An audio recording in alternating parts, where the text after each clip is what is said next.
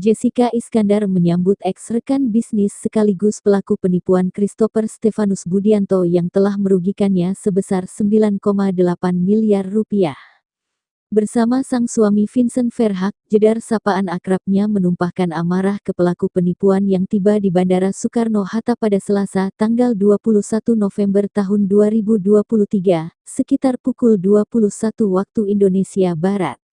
Jedar langsung melontarkan amukan ke Christopher Stefanus Budianto meminta uang serta mobilnya dikembalikan. Ibu dua anak ini menyinggung pelaku yang tega mengambil uang dan mobil yang bukan miliknya.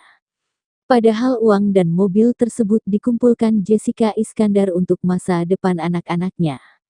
Artis 34 tahun ini menuntut pelaku untuk mengembalikan semua harta miliknya yang diambil dengan cara apapun.